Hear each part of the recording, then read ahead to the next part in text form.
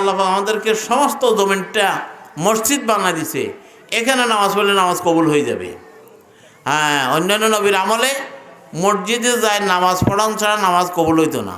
এখন আমাদের জন্য পুরো দুনিয়াটা মসজিদ, শুধু ফাঁক জায়গা হইলেই হয়েছে, কবুল হয়ে যাবে। এত নেয়ামতের মধ্যে আমরা ডুবে আছি। আল্লাহ পাক একটা মানুষকে চলার জন্য যত কিছু দরকার সব কিছু ব্যবস্থা করে দিছে। সূর্য আমরা বানাতে পারি নাই, কিন্তু আল্লাহ পাক ব্যবস্থা করে দিছে না।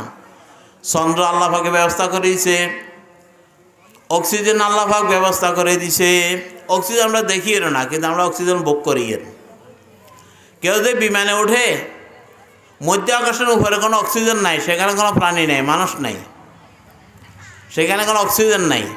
যেখানে প্রাণী আছে, মানুষ আছে, এখানে আল্লাহ অক্সিজেন ব্যবস্থা করছে। তো যারা বিমানে করি, বিমানে ছড়ে, তো বিমান তো মধ্য আকাশের উপরে চলে যায়, তো অক্সিজেন তো পাবে না। এই জন্য অক্সিজেন আলাদাভাবে নিয়ে বিমানের মধ্যে জমা করতে হয়। যতক্ষণ অক্সিজেন জমা আছে ততক্ষণ চলবো, এর ফলে তো মানুষ মারা যাব। অক্সিজেন থাকতে থাকতে আবার স্টপেজে যেয়ে পৌঁছতে হবে। তা আমরা যেখানে অক্সিজেন ভোগ করি, এখানে ব্যবস্থা করছি নি, কিনছি নি, ফিস দিয়ে নেই, কিচ্ছু করি না। আল্লাহ আমাদের ডাইনে বামে সামনে পিছনে সব জায়গায় অক্সিজেনের ব্যবস্থা করে রাখছে। প্রতিদিন সূর্য আল্লাহর হুকুমে উঠতেছে, আবার ডুবতেছে, রাত্রি আসতেছে, দিন আসতেছে। বৃষ্টির সময় বৃষ্টি হইতেছে, রৌদ্রের সময় রৌদ্র হইতেছে। আল্লাহ জমিনে কত রকমের ফল ফলালি দান করিয়া দিছেন, কত রকমের ফল। আল্লাহু আকবার। আল্লাহর এক বান্দা ফেনী টাং রোডের মধ্যে দাঁড়াইয়া, এখন তো ফল দোকানগুলি দূরে দূরে, বহুত আগে আগে টাং রোডের মধ্যে সব ফল দোকানগুলি এক নিকটে ছিল। এক আল্লাহর বান্দা দাঁড়িয়ে কত সুবহান আল্লাহ, দুনিয়ার মধ্যে আল্লাহ বান্দা আল্লাহ এত ফলের ব্যবস্থা করছে, জান্নাতের কি ব্যবস্থা করবে। আল্লাহু আকবার। কত ফল, নাম বলতে বলতে ব্যাজ্ঞান নামও তো জানি না। এত ফল আল্লাহ জমির থেকে উৎপাদন করেছে, এগুলো আমরা বীজে তো আমরা পাইনি, আমরা কোথা থেকে পাবো। আল্লাহ কুদরতিভাবে দিছে বান্দার জন্য। বান্দার দুনিয়াতে এত রকমের ফল খাইতে আস,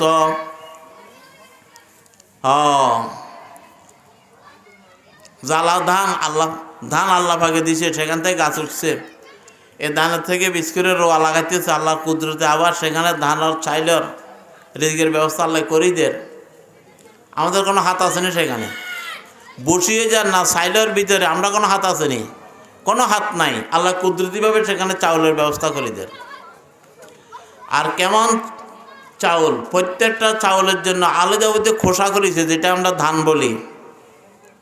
ধান না থাকলে, খোসা না থাকলে যদি শুধু চাউল ধরতো, তো এটা গোবর নাপাক অনেক কিছু লাগিয়ে যেত, মানুষের খাওয়াটা কষ্ট হয়ে যেত। আল্লাহ সুবহানাহু প্রত্যেকটা চাউলের মধ্যে আলাদাভাবে একটা প্যাকেট করে দিয়েছেন। সুবহানাল্লাহ। ওয়া ইন তাউদ্দু নি'মাতাল্লাহি লা তুহসুহা। আল্লাহ সুবহানাহু ওয়া তাআলা দুনিয়ার মধ্যে এত নিয়ামত দিয়ে দিয়েছেন, আমরা নিয়ামতের মধ্যে ডুবা আছি।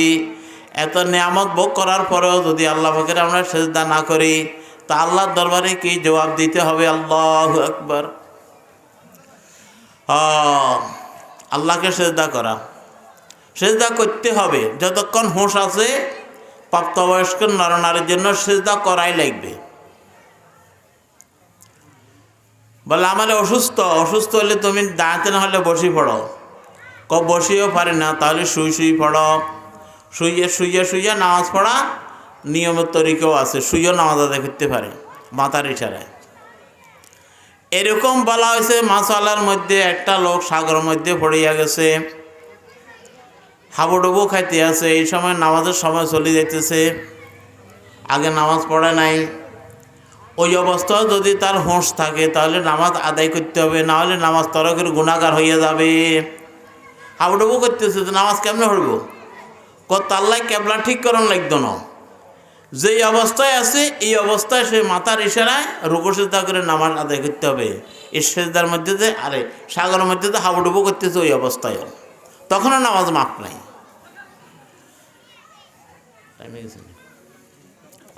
এই জন্য আল্লাহ পাক সুবহানাহু ওয়া তাআলা সবচাইতে বড় নেয়ামত বান্দার জন্য যে আল্লাহ পাক যে আমাদেরকে সেজদা করার জন্য সুযোগ করে দিয়েছে। আল্লাহু আকবার।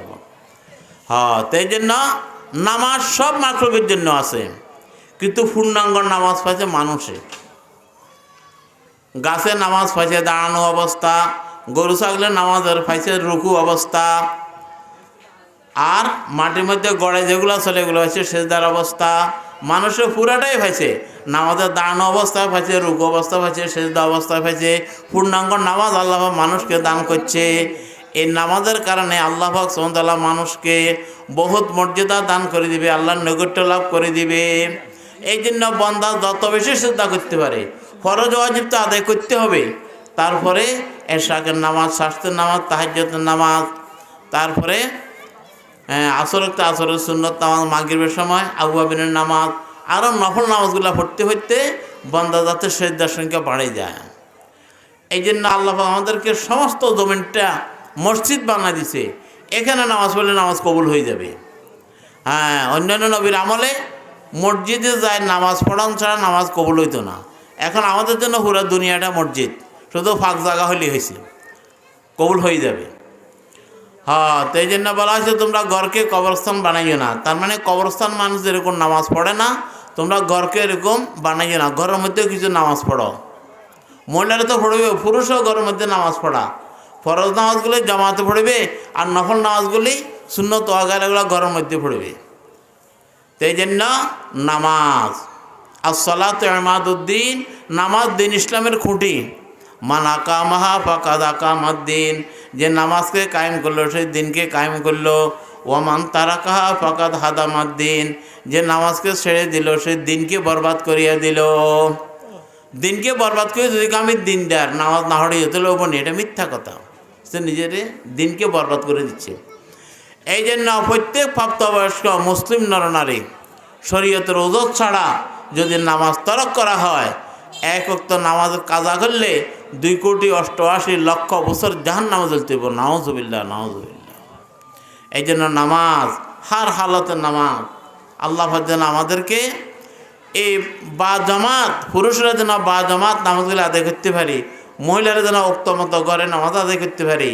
আল্লাহর দরবারে যত বেশি সিজদা করব, আল্লাহ তত বেশি আমাদেরকে বান্দা হিসেবে কবুল করে নেবেন।